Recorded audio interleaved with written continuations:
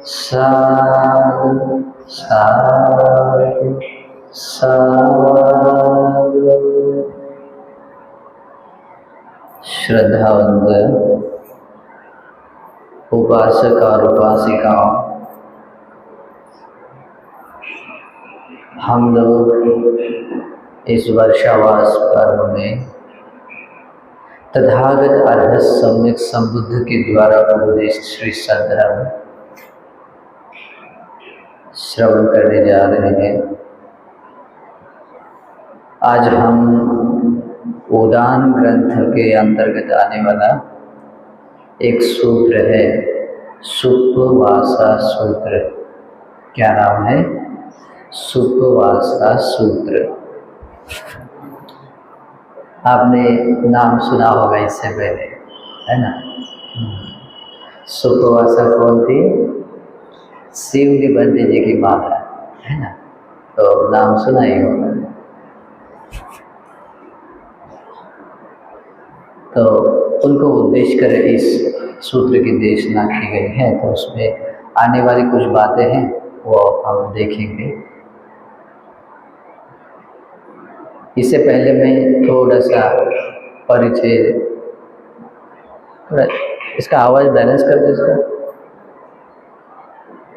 सीटी मार रहा है।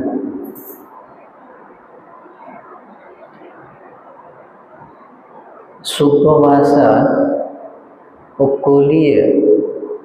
कोलीय वंश की एक पुत्र थे और भगवान के रक्त संबंधियों में से थे। भगवान के परिवार में कोई व्यक्ति उसको क्या किया जाए?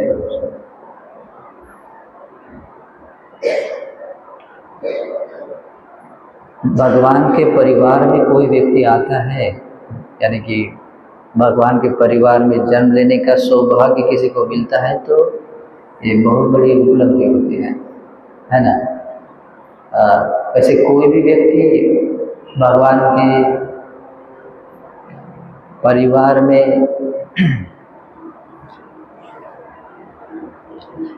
हाँ, माइक पूरा ड्रॉप ऑफ हो गया। ये स्पीकर एंड ये खाली टेबल। हेलो हेलो हेलो, नमो बुद्धाय। हेलो, उसको नीचे रख दो, थोड़ा हेल्प करो उनको।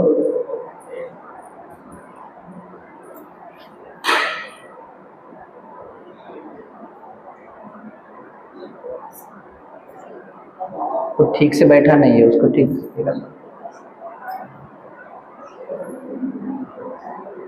हाँ, नमो बुद्धाय। अभी आवाज आ रहा है ठीक से? इसको भी नीचे रखना है?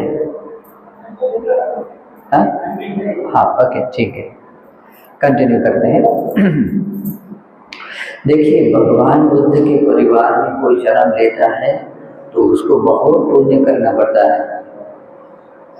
मतलब जो सत्पुरुष जिस स्वभाव गुण धर्मों को धारण करता है, उनमें से कुछ थोड़े अंश में भी क्यों न हो, वैसे गुण धर्म उस व्यक्ति में आने चाहिए, है ना? सत्पुरुष के गुण कुछ, है ना? एक सनातन नियम है, एक सनातन धर्म है। कौन सा?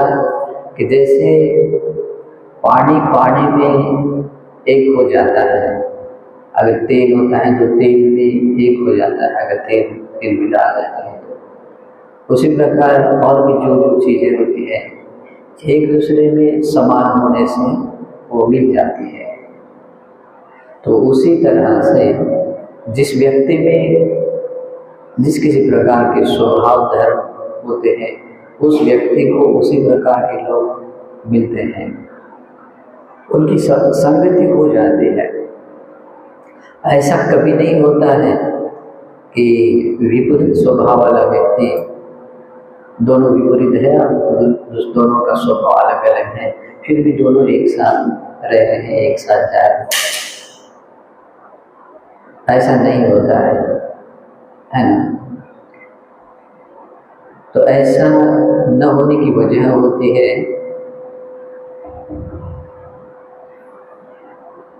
मतलब धातु स्वभाव, धातु अलग अलग होने के कारण ही ऐसा नहीं होता है। तो ये सुप्रभाषा, कोलीय और शाक्य, ये दोनों वंश भगवान बुद्ध के जीवन से जुड़े हैं, उनके रक्त संबंधियों से जुड़े हैं। कोलीय वंश उनके माता की ओर से है और शाक्य वंश उनके पिता की ओर से है, ठीक है। और उन्हीं परिवारों में से ये सुप्रभाषा कोलीय पिता उपासिका थी। तो उस कोलीय प्रदेश में एक गांव था कुंडिका, यानी कि एक कुंड नामक कोई गांव था। और फिर आगे चलकर उसका नाम थोड़ा सा बदल गया है। उसी कुंडिका नाम का गांव था और उसी गांव में उन्हीं लोगों ने एक भगवान के लिए विहार बनाया था एक पर्टिकुलर जगह पर। उस विहार का नाम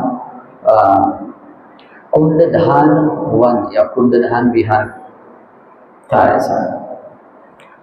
तो उस विहार में भगवान बुद्ध विहार कर रहे थे। उस समय सुप्रभाषा जो कोलीय वंश की पुत्री थी, उसको 7 वर्षों से मतलब गर्भ ठहरा हुआ था। 7 वर्ष मतलब बहुत लंबा समय है ना। सत्कर्म विपाक अलग अलग होता है। और 7 वर्ष से तो गर्भ में थे, मतलब ये एक बच्चा था ये, लेकिन सप्ताहम मूल गर्भा, लेकिन सप्ताह तक मतलब जो वो बच्चा पैदा मतलब आधा बाहर आया आधा अंदर ही रहा। मतलब कितना दर्द होता होगा, है ना। मतलब पीड़ा हम सोच नहीं सकते हैं। सा दुखाई, और वो इतनी दुखी थी, मतलब बहुत दुख उसको मिलता था।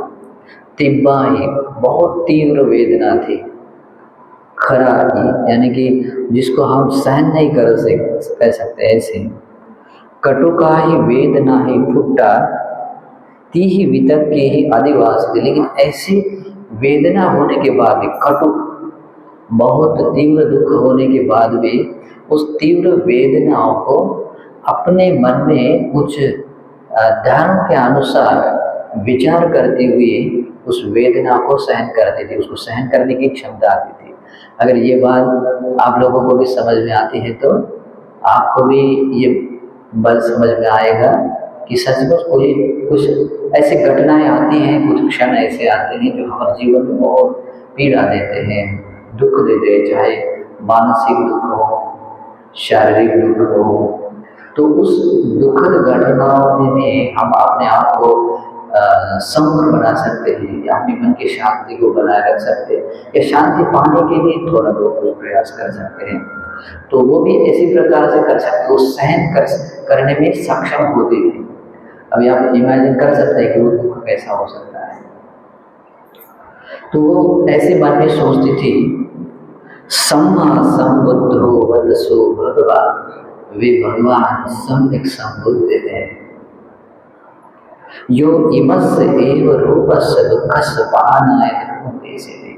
और जो मुझे जो दुख मिल रहा है, जो मुझे दुख मिला है, इसी दुखों से मुक्त होने के लिए ही वे भगवान धर्म की देशना देते हैं।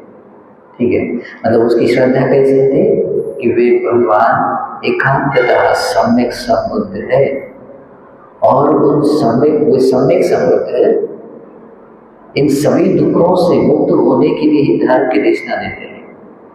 क्योंकि भगवान के धर्म की देशना से शरीर का बोल करके जो भी दुख मिलता है वो दुख नहीं होता है। क्योंकि निर्वाण जो व्यक्ति पाता है, क्योंकि भगवान ने जो धर्म देशना दी है, निर्वाण की ओर ले जाने वाले धर्म देशना दी है ना। तो निर्वाण में कहीं कोई दुख नहीं होता है, न शरीर का दुख होता है, न मन का दुख होता है। वहाँ परम शांति होती है।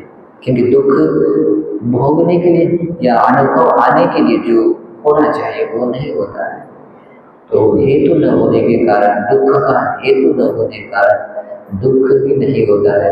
इसलिए वो सोचती है कि वे भगवान एकांततः सम्यक संबुद्ध है, यानी कि दुख आर्य सत्य को, दुख के समुदय आर्य सत्य को, दुख निरोध आर्य सत्य को और दुख निरोध गामिनी प्रतिपदा आर्य सत्य को अंतिम सीमा तक परिपूर्ण रूप से अवबोध कर लिया है और उन्होंने परम निर्वाण प्राप्त कर लिया है। इस अर्थ में भी सम्यक संबुद्ध। और उसी प्रकार लोगों को भी दुख से मुक्त होने के लिए धर्म की देशना करते हैं। तो ये बात परम सत्य है। तो जिस तरह से भगवान के प्रति श्रद्धा रखते हुए वो मन स्वीकार करते थे, तो उसके हृदय में प्रीति जागती थी कि सचमुच जो भी दुख है, दुख तो है, लेकिन इसे बाहर आने का, मुक्त होने का रास्ता बताने वाले भी भगवान है ना। फिर आगे कहते हैं सुपटिपन्नो वदतस्स भगवतो सामग संगो, और उन्हीं सम्यक संबुद्ध का श्रावक संग कैसा है? सुपटिपन्न है। सुपटिपन्न का अर्थ क्या होता है?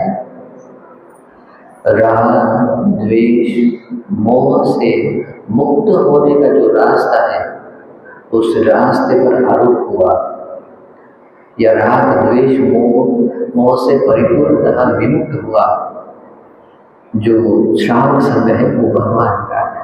इसे कहते हैं सुपटिपन्न। ये सुपटिपन्न भगवान का श्रावक संग है, लेकिन किस प्रकार से है? यो इमस एव रूपस दुखस बहाना है पटिपन्न। और जो मैं दुख अनुभव कर रही हूँ, जो मैं दुख अनुभव कर रही हूँ, इसी प्रकार के दुख से, दुख को नष्ट करने के मार्ग पर आरूढ़ है ना। क्योंकि जिन जिन लोगों ने भगवान के धर्म में प्रवृत्ति ग्रहण की, उन्होंने इस निर्वाण मार्ग को भावित किया और परम निर्वाण प्राप्त किया। कुछ लोगों ने उस निर्वाण मार्ग की कुछ अवस्था को प्राप्त कर लिया। तो उनकी श्रद्धा, उसकी श्रद्धा बहुत स्पष्ट थी। कैसे थी कि भगवान का श्रावक संग सुपटिपन्न है, और जो मैं दुख महसूस कर रही हूँ, इसी प्रकार के सभी दुखों से मुक्त होने के मार्ग पर ही वो श्रावक संग आरूढ़ है। और आगे वो सोचती थी सुसुखानुवर्ततं निब्बानं यत्तिदं एव रूपं दुःखस्य एव रूपं दुःखं न संविद्यते। और वो सोचती थी वो निर्वाण, उस निर्वाण में कितना अच्छा सुख है। सुसुखम, बहुत अच्छा सुख है। कहाँ पर है? निर्वाण में। यत्तिदं, जहाँ पर एव रूपम, जो मैं जिस प्रकार का दुख महसूस कर रही हूँ, वैसा दुख उस निर्वाण में विद्यमान नहीं है। विद्यमान है क्या? निर्वाण में कहीं कोई दुख नहीं है। और वो यही सोचती है वो परम निर्वाण सचमुच बहुत अच्छा परम सुख है। इसलिए भगवान कहते हैं निब्बानं परम सुखं, निर्वाण सचमुच परम सुख है। तो इस प्रकार तीन तरह से वो मन में सोचते थे, और इससे उसके हृदय में प्रीति जागती थी। शरीर में तो दुख पीड़ा है, शरीर में बहुत वेदना है, और उस वेदना को इन तीन प्रकार से सोचते हुए उस वेदना को सहन करते थे, या सहन करने की उतनी क्षमता थी। केवल एक दिन नहीं, 2 दिन नहीं, 7 वर्ष तक, और वो आगे के 7 दिन भी उसने इसी प्रकार के मनसिकार से बिताया। यानी कि उसका हर समय बुद्धानुसति, धम्मानुसति और संघानुसति करते हुए बिताया। और बुद्धानुसति से क्या होता है?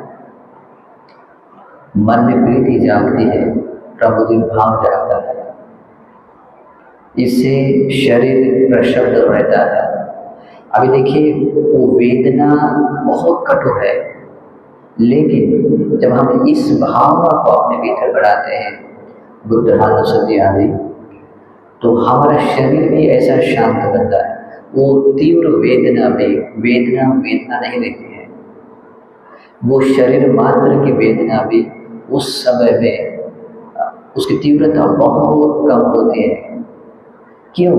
क्योंकि मन वैसा प्रशब्द शांत होता है, कोई निवरण नहीं, कोई व्याकुलता नहीं। जब मन की व्याकुलता व्यक्ति दूर करता है, तो शरीर पर जो वेदना होती है उसकी तीव्रता भी बहुत कम हो जाती है।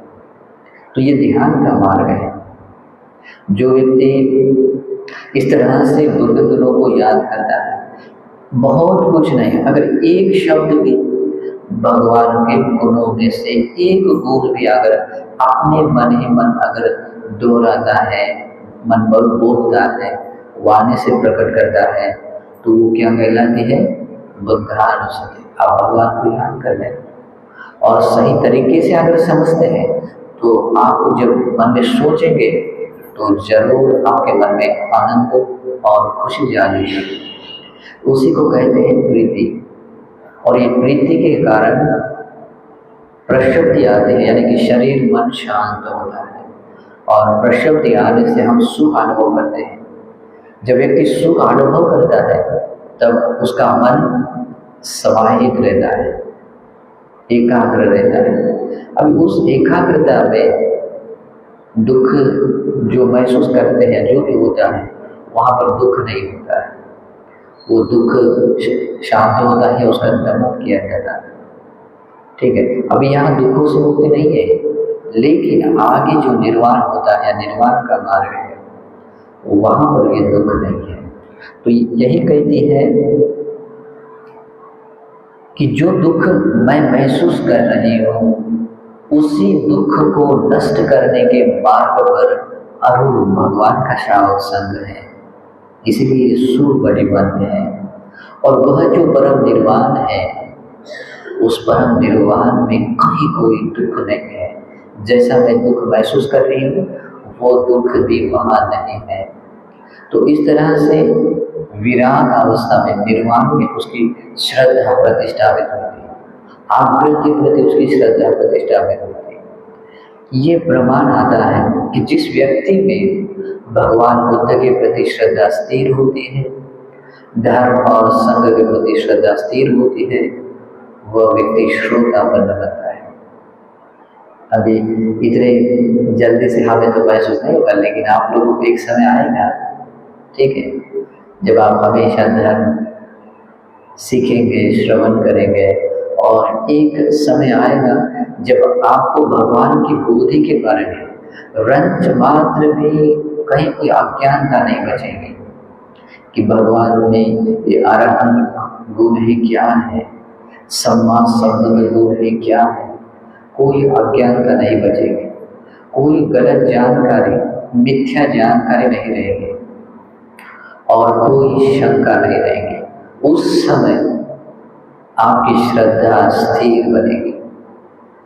ठीक है, मैंने कल आप लोगों को जो बातें बताई थी, उसमें से पहला अंग था जो आपकी अपरिपक्व विमुक्ति अंग को परिपक्व बनाने का पहला अंग कौन सा है?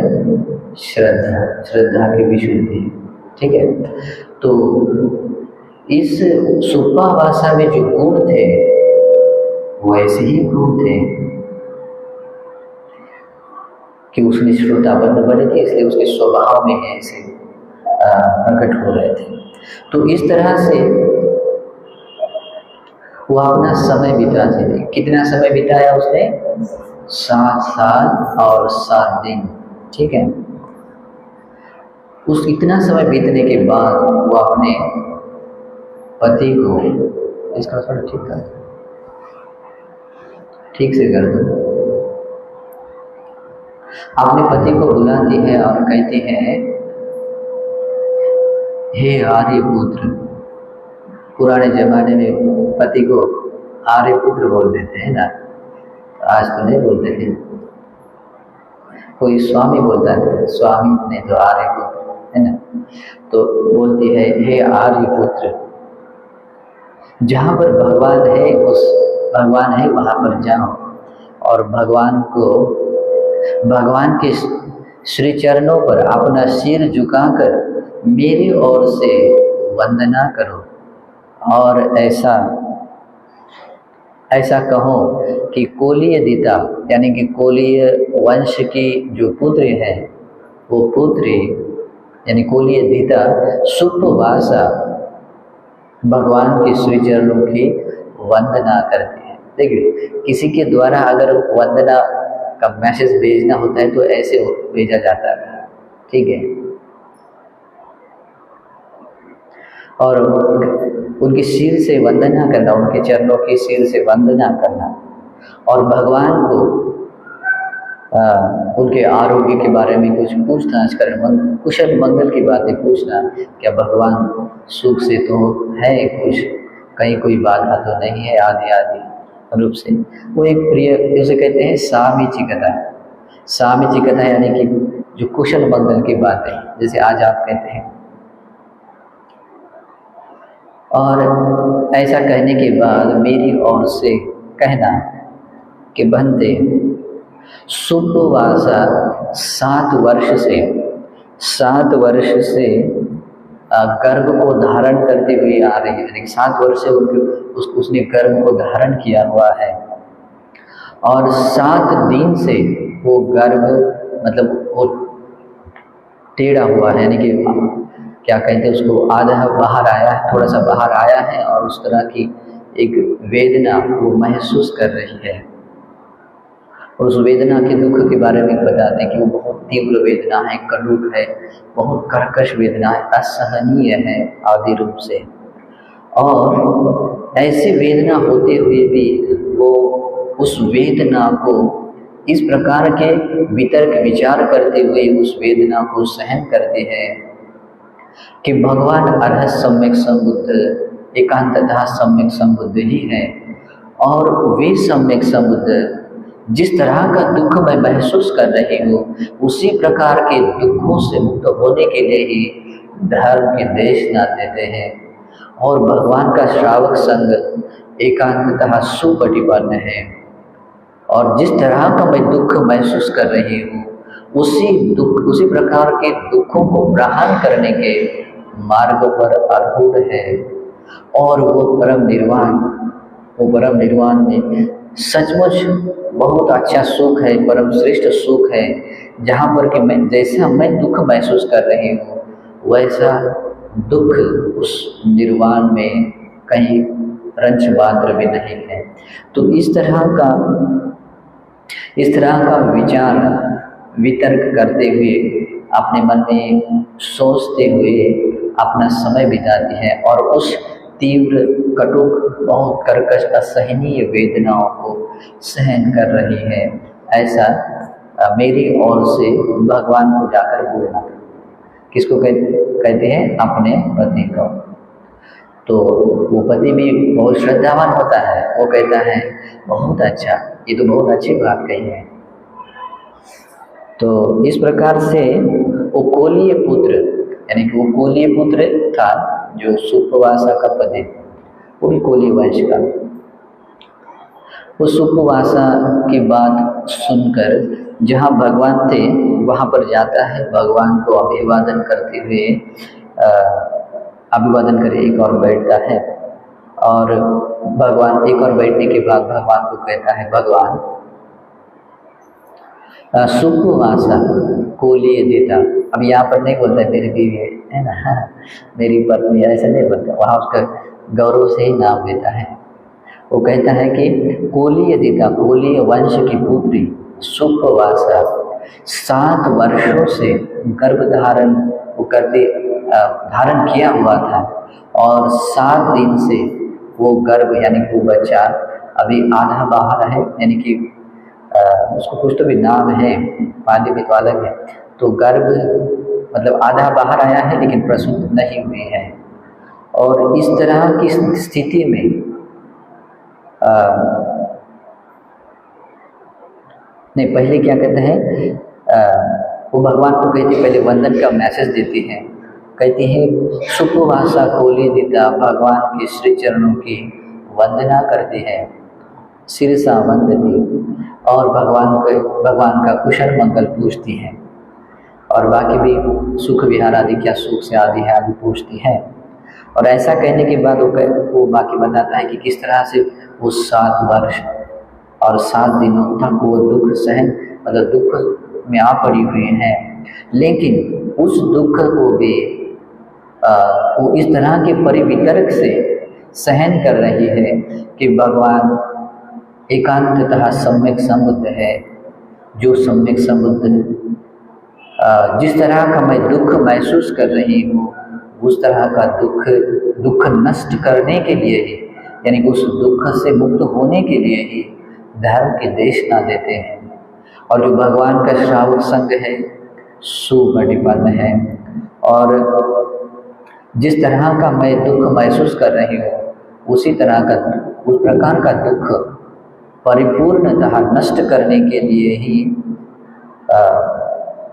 उस धर्म का मार्ग पर आरूढ़ है। यानी कि नष्ट करने के जो मार्ग है, कौन सा मार्ग है, आर्य अष्टांगिक मार्ग है, उस मार्ग पर वे आरूढ़ है। और वह जो निर्वाण है, वो एकांततः परम सुख है, बहुत अच्छा वहाँ पर सुख है, जहाँ पर कि मैं जैसा दुख महसूस कर रही हूँ, वैसा दुख उस निर्वाण में नहीं है। ठीक है, अभी इस कथा में मैं थोड़ा सा एक स्पष्ट करना चाहूँगा कि जैसे कि अभी भी अगर हमें संसार के दुखों के बारे में अगर बोध नहीं होता है, या संसार का आदि, यानी कि उसकी भयानकता, उसमें कितना दुख है, उसके अनित्य स्वभाव आदि समझ में नहीं आता है, तो हमें लगेगा ही नहीं कि मुझे भी मुक्त होना है। जैसे अभी हम जो नित्य का जीवन जीते हैं, सुबह उठते हैं, नाश्ता करते हैं, है ना, फिर खाना बनाते हैं, खाने के बाद फिर टीवी देखते हैं, शाम में फिर खाना बनाते हैं, फिर सोते हैं। और इस जो भी दिन की चर्या है, उस चर्या में हमें लगता है कि हमें कोई दुख है।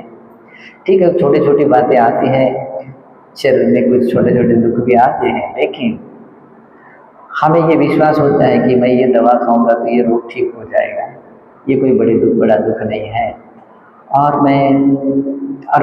विशेष कुछ दुख है ऐसा नहीं लगेगा, और मुझे मैं दुख में हूँ, ये दुख से घिरी हुई हूँ, ऐसा महसूस ही नहीं होगा। और इस कारण से मुझे दुख से मुक्त होना है, ये बात समझ में आएगी क्या? नहीं आएगी, है ना। इसलिए जब व्यक्ति भगवान को, कोई व्यक्ति समझता है या भगवान के धर्म को समझता है, भगवान के श्रावक संग को समझता है, तो वो व्यक्ति दुख को समझता ही है। ये बात बहुत क्लियर है। भगवान के प्रति श्रद्धा में आना, यानी उसको दुखार्य सत्य का बोध होना, यानी उसका ज्ञान होना ही है। दुख समुदय, यानी कि दुख के कारण का ज्ञान होना ही है। दुख निरोध का, आर्य सत्य का ज्ञान होना ही है, और दुख निरोध की ओर ले जाने वाले मार्ग का ज्ञान होना ही है। यानी कि दुख समझ में आता है और दुख के बाहर आने का रास्ता समझ में आता है। अगर ऐसा नहीं होता है तो ये प्रमाण है कि अभी भी आप लोग श्रद्धावान नहीं हैं, भगवान के प्रति श्रद्धावान नहीं है, धर्म के प्रति श्रद्धावान नहीं है, संघ के प्रति श्रद्धावान नहीं है। ये प्रमाण आ जाता है। अगर आपकी श्रद्धा है तो आपको दुख का बोध होना ही है। संसार में दुख क्या है? क्योंकि भगवान क्यों है? भगवान ने जो राग द्वेष मोह जो हमें संसार में बार बार जन्म देने के लिए कारण बनता है, बार बार दुख देने का कारण बनता है, उस राग द्वेष मोह को समूलता से नष्ट करके परम निर्वाण प्राप्त कर लिया है ना। जब हमें ये बात समझ में आती है तो हमें अंदर से आवाज़ आती है कि यार भगवान एकांतता सम्यक समृद्धि है। जब ये श्रद्धा अपने ज्ञान के साथ आती है, उस श्रद्धा को कोई नहीं बदल सकता। वह व्यक्ति निश्चित तौर पर श्रद्धा संपन्न, श्रद्धा अनुसारी बनता है। उसकी श्रद्धा इंद्रिय विशुद्ध बन जाती है और ये श्रद्धा उसको खाली नहीं रखती है, उसको निर्वाण के मार्ग पर आरोपी बना सकते हैं। क्यों? क्योंकि जब भगवान को भगवान की तरह आप समझ लेते हैं कि भगवान सम्यक समृद्ध क्यों है, भगवान का धर्म किस तरह से ये निर्वाण की ओर ले जाता है और स्वाखात है, भगवान का श्रावक संग सुपटिबल है। जब ये बात क्लियरली समझ में आती है तो श्रद्धा विशुद्ध बन जाती है। और जब श्रद्धा विशुद्ध हो जाती है और श्रद्धा के साथ हम जब इस बात को मन में उत्पन्न करते हैं, मन बहुत प्रसन्न होता है, मन में प्रीति जागती है। ये स्वभाव है श्रद्धा का। मिलिंद प्रश्न में नागसेन भंते जी बताते हैं श्रद्धा का स्वाभाविक लक्षण, तो उसमें 2 लक्षण बताते हैं। पहला लक्षण है मन में प्रसन्नता जगाना, जागना और महत्वाकांक्षा जागना। यानी कि मन की प्रसन्नता जागना ये श्रद्धा का लक्षण है। जब कोई व्यक्ति इस तरह का ये श्रद्धा से, केवल मानने या बोलने से नहीं, ये कोई मंत्र नहीं है कि बस मुख से बोला चाहे कैसे भी क्यों ना हो, बोल दिया काम हो गया, ऐसा नहीं। ये गुण धर्म है। श्रद्धा ये गुण है, सद्गुण है। जब व्यक्ति वो गुण अपना गुण बनाता है तब उस व्यक्ति को उसका परिणाम मिलता है। वो धम्मचारी बनता है और धम्मचारी की धर्म रक्षा करता है। ये स्वभाव है। तो यही बात इस सुब्बवासा ने भी अपने जीवन में 7 वर्ष तक और आगे के बहुत कठिन दिन जो थे 7 दिन, वो 7 दिनों तक उस वेदनाओं को सहन करते हुए इस बुद्धानुसति, धम्मानुसति, संघानुसति के साथ अपना समय बिताया। और वो 3 प्रकार का वितरण करते हुए अपना सुख से विहार किया। मतलब वो सुख यानी कि प्रीति के साथ उसने अपना समय बिताया। हालांकि शरीर में बहुत तीव्र वेदना थी, तो कभी भी आपको अगर ऐसा महसूस होता है तो अपने भीतर प्रीति जगाने युक्त कोई बात एक आप सोच सकते हैं। प्रीति जाग सकती है भगवान के गुणों को देखने के बाद, धर्म संघ के गुणों को देखने के बाद, अपने भीतर के शील गुणों को याद करने के बाद, आपने जो दान दिया है उसको याद करने के बाद, आपने जो ध्यान किया है, आपने जो कोई विशेष पुण्य कार्य किया है उसको याद करने के बाद, अपने माता पिता के सद्गुणों को, उपकारों को याद करने के बाद एक खुशी जागती है ना। इससे ये प्रीति ही ऐसी है कि जो आपके मन के उपक्लेशों को, व्याकुलता को दूर करती है। ठीक है। तो कभी कभी लोग देखो ऐसे करते हैं, कोई व्यक्ति बहुत परेशान होता है तो ऐसे व्यक्ति से जाकर मिलता है या बात करता है जिसकी उसकी बहुत श्रद्धा होती है या बहुत प्रेम होता है ना, और उसके साथ समय बिताते समय वो दुख को भूल जाता है ना। ऐसा होता है।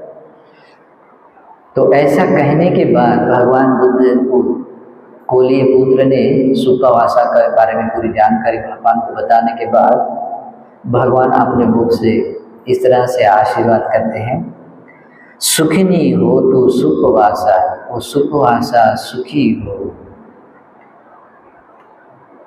आरोगम उत्तम विजायतु, और वो स्वयं मतलब किसी प्रकार का उसे कोई रोग बाधा, कोई परेशानी न होते हुए भी बहुत सुख से वो पुत्र को जन्म दे।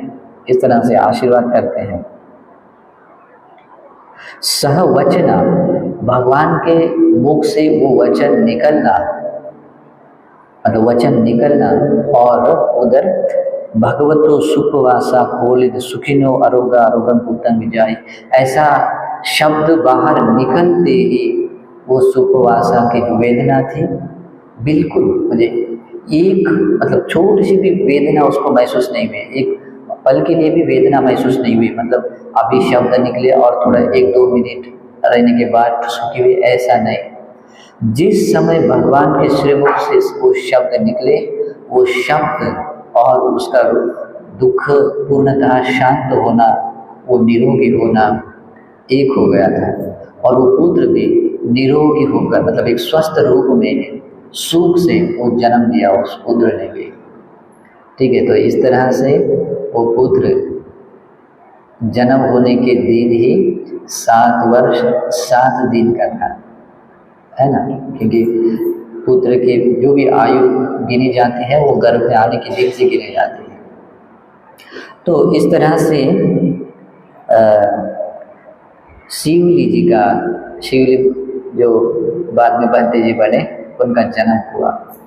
ठीक है, और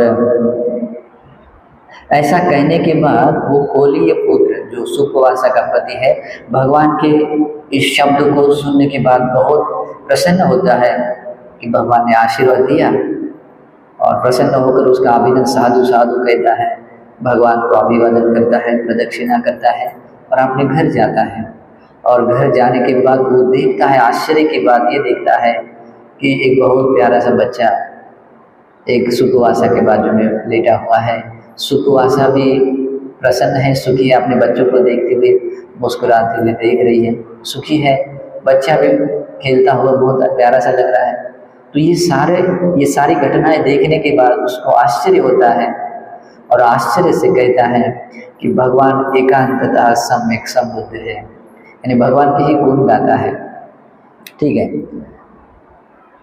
भगवान का जो आश्चर्य में वृद्धि प्रभाव है, ये चमत्कार है कि भगवान के श्रीमुख से वचन निकलते हैं, सुपवासा सुखी हुई और बच्चा भी सुख से मतलब प्रसूत हुआ, यानी जन्म लिया उसने। तो वो बहुत प्रसन्न होता है, आत्मनो प्रसन्न होता है, प्रमुदित होता है, पीति सोमनस जात, उसके हृदय में मतलब बहुत प्रीति जागती है, आनंद जागता है। सोमनस जातु यानी कि ऐसा आनंद जो उसके शरीर के रोम रोम, उसके एक कण कण को आह्लादित कर सके, उसको मतलब स्पर्श कर सके, ऐसा उसका आनंद से उसका मन भर गया। और ऐसा वो आनंदित देखते हुए वो कोलीय देवता जो सुपवासा थे, वो अपने स्वामी को, अपने पति को फिर से कहते हैं कि हे आर्यपुत्र यहाँ आओ, जहाँ भगवान है वहाँ, यानी फिर से बोल रहे, जहाँ भगवान है वहाँ जाओ, और वहाँ जाकर भगवान के श्री चरणों की वंदना करो, मेरी ओर से वंदना करो। और मेरी ओर से वंदना करने के बाद ये बताओ कि जो सुपवासा 7 वर्ष तक गर्भ धारण किए हुई थी और 7 दिनों तक वो अपना दुख सह रहे थे, लेकिन वो अभी सुखी है, निरोगी है, और सुख से उसने एक पुत्र को जन्म दिया है, और पुत्र भी बहुत सुखी निरोगी आदि है। और कल से, यानी कि अगले कल से 7 दिनों तक भगवान बुद्ध और भगवान के मतलब श्रावक संघ को वो सुपवासा अपने घर में भोजन दान देना चाहती है। वो निमंत्रण स्वीकार के जैसे वो मैसेज देती है। अभी देखिए, भगवान के लिए कोई व्यक्ति दान देता है या कोई बनाता है तो उसका साधारण पुण्य नहीं होता है ना, या ऐसा देने का सौभाग्य मिलता है तो साधारण पुण्य नहीं होता है। लेकिन कुछ लोग ऐसे भाग्यशाली थे कि उनको बहुत लंबे समय तक भगवान की सेवा करने का मौका मिला, है ना। तो वो उसके 7 दिनों तक वो भोजन दान देने का निमंत्रण देती है। तो साधारण घटना होती तो अलग बात थी। दूसरे एक उपासक ने ऑलरेडी भगवान को और भगवान के श्रावक संघ को 7 दिनों तक भोजन दान देने का निमंत्रण दे चुका था उपासक। मतलब एक निमंत्रण स्वीकृत था। भगवान एक साथ दो निमंत्रण नहीं स्वीकारते, क्योंकि इधर भी और इधर भी नहीं जाते, है ना। कभी कभी आजकल ऐसा होता है, बद्ध जी को निमंत्रण दिया तो आधा उधर खा के आते हैं, फिर आधा इधर भी खाते हैं, है ना। लेकिन भगवान ऐसा नहीं करते हैं। हम ऐसा बचपन में करते थे ठीक है, क्योंकि लोग नाराज नहीं होते थे, मतलब नाराज हो सकते थे इस भाव से, इधर भी जाते थे उधर भी जाते थे, ठीक है। लेकिन भगवान की बात अलग थी। भगवान भगवान होते हैं, तो भगवान कारुणिक भी होते हैं और सब कुछ जानते हैं, सब कुछ देखते हैं। कौन सी बात करने योग्य है, कौन सी बात न करने योग्य है, ये भी जानते हैं। देखिए, अभी यहाँ आश्चर्य बात यह है कि भगवान तो भूत भविष्य वर्तमान सब कुछ जानते हैं, और भगवान ये भी जानते होंगे कि सुपवासा का निमंत्रण 7 दिन के लिए आएगा। लेकिन ये भी जानते हैं, ये जानते हुए भी वो पहले जो उपासक था उनका भी एक निमंत्रण स्वीकार किया था। कुछ तो भी बात होगी, है ना, कुछ तो भी बात होगी। वो बात ऐसी थी कि जो उपासक, मतलब जिस समय वो भगवान को दान देने की उसकी भावना जागी, जिस समय में जिस भगवान के गुणों को जानने के बाद, भगवान के धर्म सुनने के बाद, या भगवान के श्रावक संग गुणों को जानने के बाद एक मन गदगद हो उठता है, वो श्रद्धा होती है, वो एक भाव जागता है, विभोर हो जाता है, और उस भाव से व्यक्ति कुछ सत्कार करना चाहता है या किसी तरह की वंदना करना चाहता है, तो उसकी श्रद्धा को कोई कुछ हानि न हो जाए, ठीक है। लेकिन ये भी देखते हैं कि आगे जाकर भी उसकी श्रद्धा को वैसे ही बनाए रखने का प्रयास किया जा सकता है और सफल हो सकते हैं। तो ये दोनों तरह का भाव देखते हुए भगवान बहुत कारुणिक होते हैं, और इस तरह से जो भी सब कुछ जानते देखते हुए भी ऐसी घटना हो जाती है कि भगवान ने वो निमंत्रण भी स्वीकार कर लिया, और बाद में सुपवासा का भी निमंत्रण स्वीकार कर लिया। लेकिन ये स्वीकार करने से पहले भगवान ने मोग्गलान भट्ट जी को कहा। ये घटना बहुत अच्छी है, क्योंकि वो उपासक मोग्गलान भट्ट जी का सेवक था। भगवान कहते हैं, मोग्गलान, ये जो इससे पहले जो जिस उपासक का 7 दिन के लिए भोजन स्वीकार किया, वो उपासक तेरा सेवक है। देखिए, भगवान कह रहे हैं ये तेरा सेवक है, तो तू उसको जाकर समझा, मतलब उसको उसके पास जा और उसको समझाओ कि जो सारी बात सुपवासा इतने दिनों तक गर्भ को धारण की हुई थी, इस तरह से दुखी थी, लेकिन अभी वो सुखी है, और एक सुखी पुत्र को ही उसने जन्म दिया है, और वो भगवान को और श्रावक संघ को भोजन दान देना चाहते हैं। तो उसका दान देने के बाद तू भोजन दान देना, और तेरी बात मानेगा, क्योंकि वो तेरा उपासक है। तो मोग्गलान भट्ट जी भगवान के गौरव देखते हुए, क्योंकि भगवान भगवान है, तो तक्षण मान लेते हैं, जी भगवान ठीक है, मैं जाकर देखता हूँ। तो भगवान मोग्गलान भट्ट जी उसी क्षण भगवान के सामने ही अंतर्धान होते हैं, उपासक के घर में जाते हैं, और जाने के बाद उपासक भट्ट जी को देखकर वंदन करता है, और वंदन करने के बाद मोग्गलान भट्ट जी उस उपासक को कहते हैं, उपासक कोलीय दीता, यानी कोलीय वंश की पुत्री सुपवासा 7 वर्ष तक ऐसे गर्भ धारण किए हुए थे। 7 दिनों तक बहुत दुख पीड़ा उसने सह लिए थे, और अभी वो उसने सुख से युक्त या सुख संपन्न पुण्यवंत पुत्र को जन्म दिया है, और वो प्रसन्न हुई है, और प्रसन्नता से बिल्कुल संघ के साथ भगवान बुद्ध को भी भोजन दान देना चाहते हैं। तो वो उसको भोजन दान वो दे, है ना, मतलब वो उसको देने में कोई बाधा न आ जाए। तो तेरा जो भोजन दान है तो उसके बाद में देना। तो ऐसा कहने के बाद उसको तो इच्छा नहीं थी, लेकिन भगवान ने भी कहा, और उसको जो अपने प्राण से भी ज़्यादा जिसको अपना गुरु समझता था, जैसे मोगलान बंते जी के प्रति बहुत स्नेह था, तो वो कहता है कि बंते, वैसे दान देने के लिए कुछ चीज़ें जरूरी होती है, खुद एक जीवित रहना आवश्यक होता है, कल तक हम रहे या नहीं पता नहीं होता है। फिर अपने पास जो देने के लिए कुछ होता है, वो देने की वस्तु भी होना जरूरी है, नहीं तो वो भी समाप्त हो सकते हैं। और तीसरी है कि उस समय में श्रद्धा, देने की जो श्रद्धा होती है वो भी चेंज हो सकती है। कभी कभी कुछ दिन पहले कुछ देने का भाव आता है, लेकिन कुछ दिन बीतने के बाद लगता है जरूरत नहीं है ना, तो ऐसे चेंज हो सकते हैं। तो वो भी समझदार था, वो कहता है कि बनते, अगर आप इस 3 प्रकार के मेरे इस गुण जो भी बातें हैं बातों से आरक्षा देंगे, यानी कि उसको रहने की गारंटी देंगे, तो मैं ठीक है मान लेता हूँ कि वो सुपवासा भोजन दान दे दें 7 दिनों तक, उसके बाद मैं दे दूँगा। जैसे कि मैं 7 दिनों तक जीवित रहूँगा, मेरे 7 दिनों तक जीवित रहने की गारंटी देनी चाहिए, गारंटी देने की उसका दायित्व लेना चाहिए। और दूसरा आता है मैं जो दान दे रहा हूँ उस भोग संपत्ति की भी 7 दिनों तक रक्षा होनी चाहिए।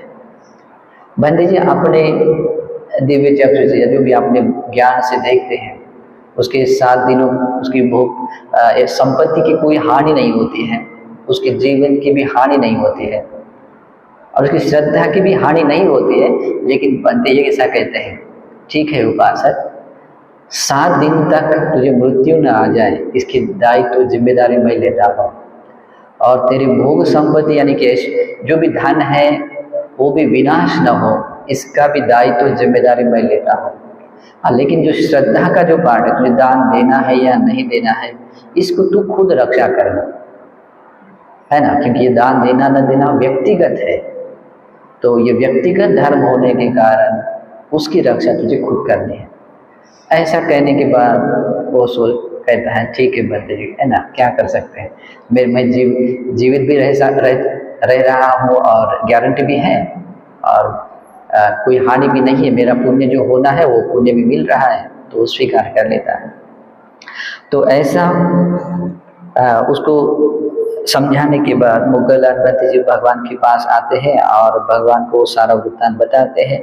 फिर वो निमंत्रण स्वीकार करते हैं और सुपवासा 7 दिनों तक भगवान बुद्ध और उनके श्रावक संघ को भोजन दान देती है। और 7वें दिन जब वो शिवली बंते जी शिवली बंते नहीं, छोटा बच्चा शिवली ना, तो कोई व्यक्ति उनका शायद पिता हो सकता है, सभी भगवान बुद्ध के चरणों पर उनका सिर रखकर वंदना करवाता। फिर सारिपुत्र मोगलान आदि सभी आनंद भिक्षुओं के चरणों पर उसका सिर रखकर वंदना करवाते हैं। ठीक है, फिर वंदना करवाने के बाद वो सारिपुत्र बंते जी के पास वो देते हैं, और उस समय में सारिपुत्र बंते जी तो बहुत कारुणिक हैं। फिर सारिपुत्र बंते जी पूछते हैं उस बच्चे को, कहते हैं पुत्र यानी दारक बोलते हैं, यानी कि कोई बच्चे से नाम लेते हैं, बोलते हैं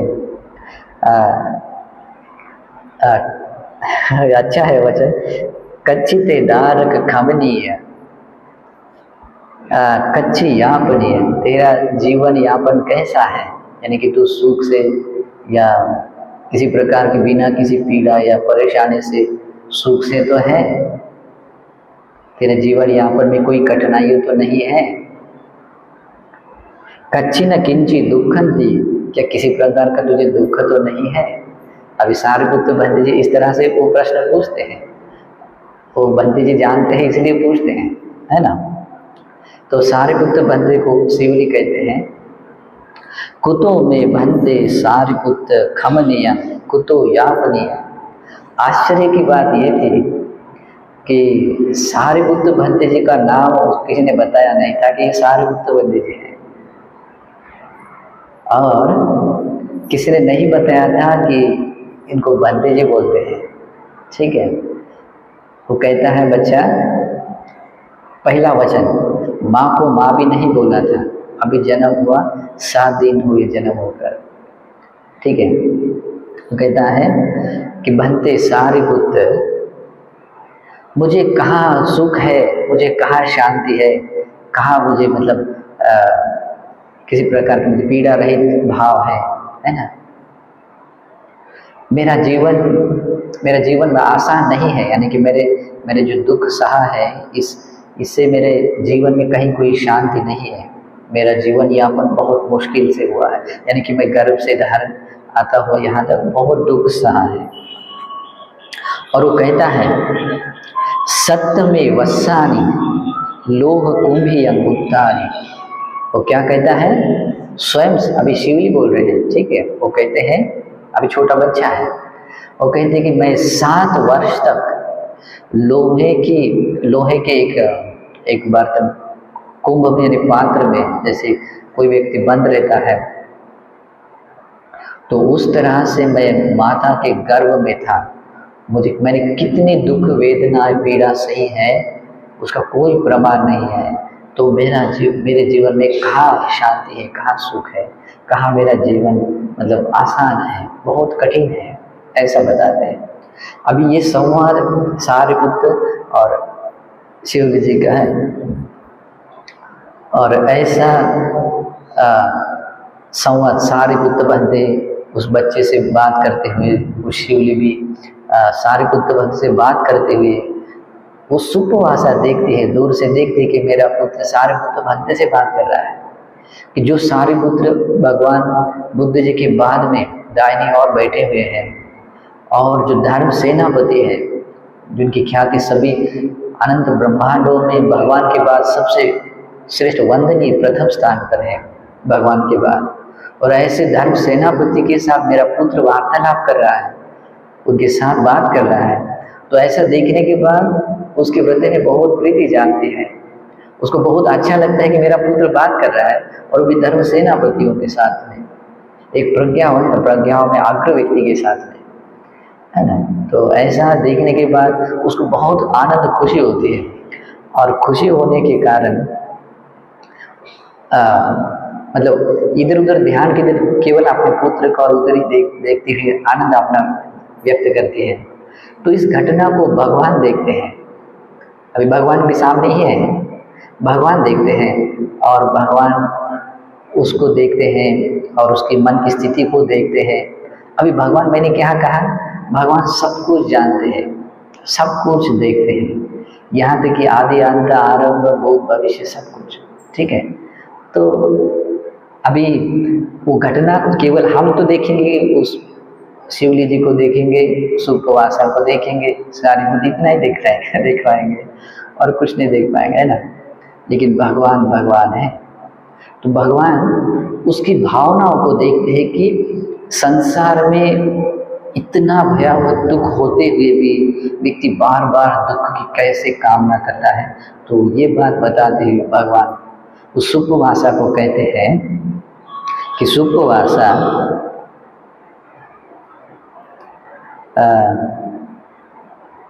क्या तो इस प्रकार के पुत्र की और भी कामना करेगी।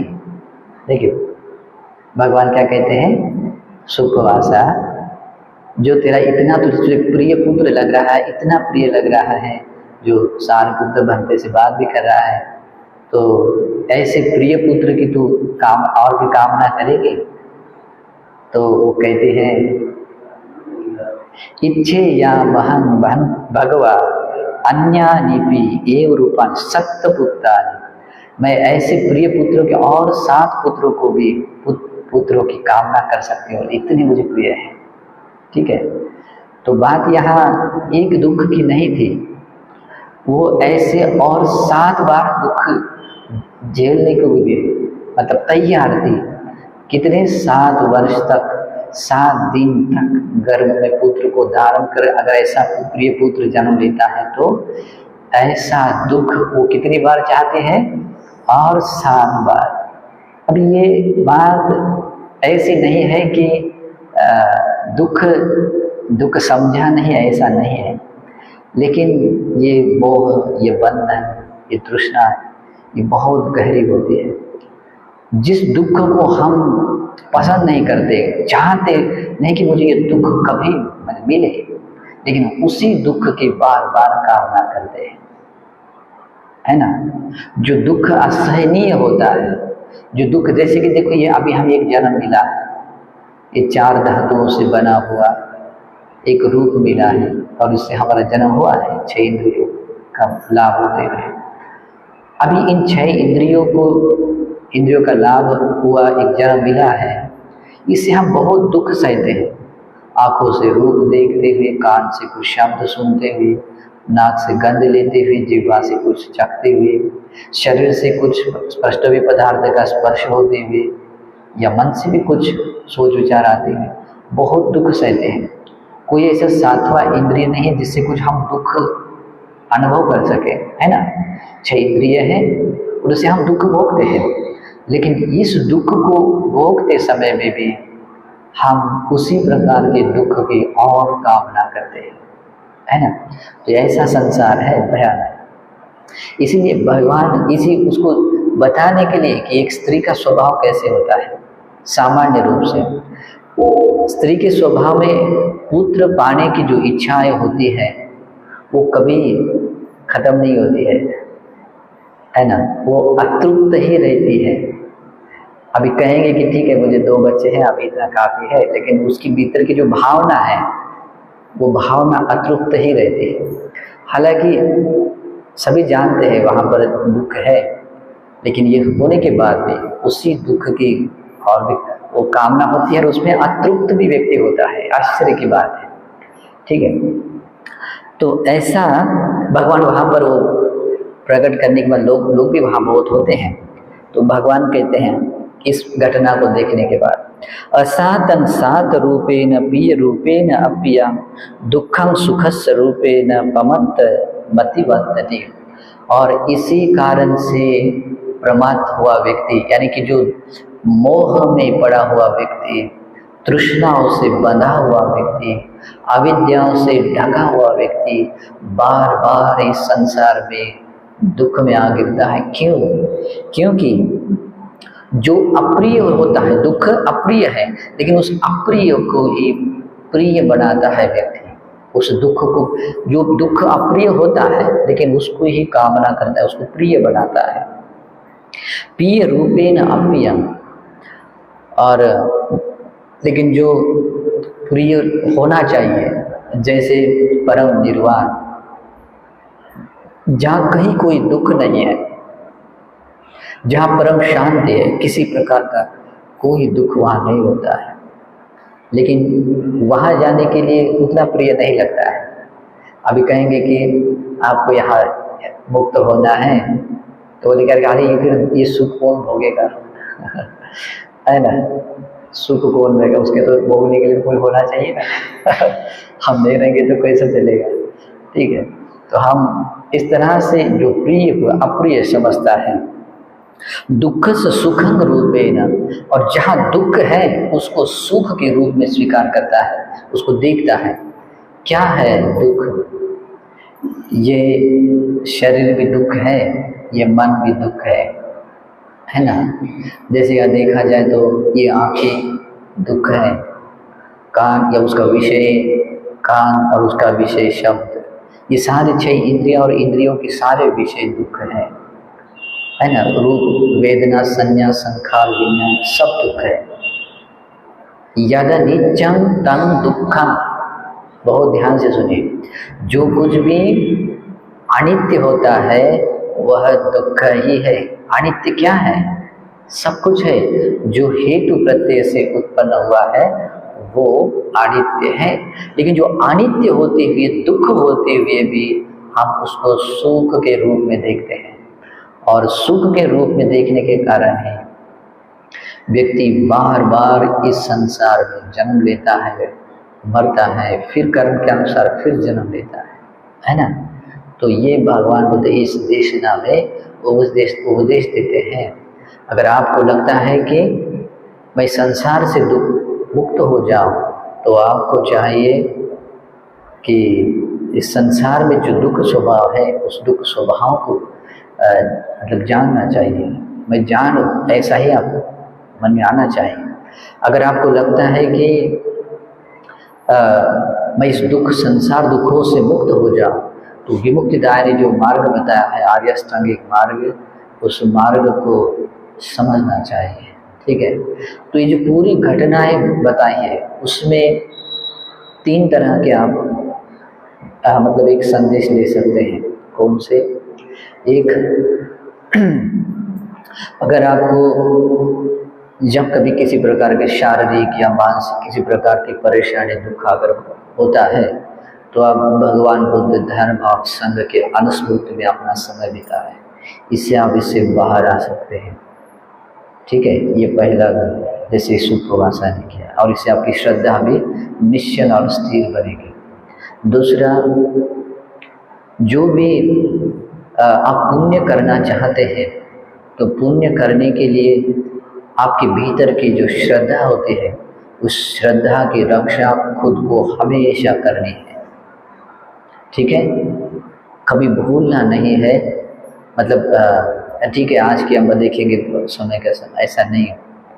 जो पुण्य करने का भाव जागता है, धर्म आचरण करने का भाव जागता है, निर्वाण पाने का भाव जागता है, उस श्रद्धा की हमेशा रक्षा करनी चाहिए। इसका दायित्व खुद पर होता है, दूसरा व्यक्ति हमेशा रक्षा नहीं कर सकता है। ठीक है, तो ये बात ध्यान से रखनी है। तीसरी बात, जो जो कुछ भी इस संसार में दुख है उसको दुख के रूप में ही देखो, जो कुछ भी अनित्य है उसको अनित्य के रूप में ही देखो, और जो कुछ भी अनात्म है जिसको मैं मेरा नहीं कह सकते उसको वैसे ही देखो। अगर ऐसा देखेंगे तो भीतर एक आवाज़ आएगी, ये जो कुछ भी दुख है इस दुख से मुझे मुक्त होना है। ठीक है, तब जाकर आपका कुछ हो सकता है, यानी कि धर्म के मार्ग पर आप आ सकते हैं। ठीक है, तो इस उपदेश से तीन बातें हैं जो आपको सीखने के लिए हैं। तो ये उपदेश आप लोगों को धर्म के रास्ते चलकर परम निर्वाण पाने के लिए प्रेरणादायी हो, इस सद्भाव से हम आशीर्वाद करते हैं। सविन्द्रिय विभजन्तु सब रोगो विनश्यतु, माते भवत्वन्तरायो सुखी दीर्घायिको भव। भवतु सब मंगलं, रक्षन्तु सब देवता, सब बुद्धानुभावेन सदा शुद्धि भवन्तु ते। भवतु सब मंगलं, रक्षन्तु सब देवता, सब धम्मानुभावेन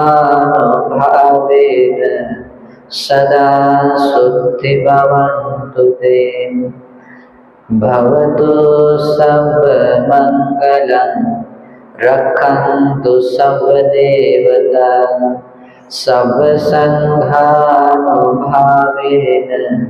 सदा शुद्धि भवन्तु ते।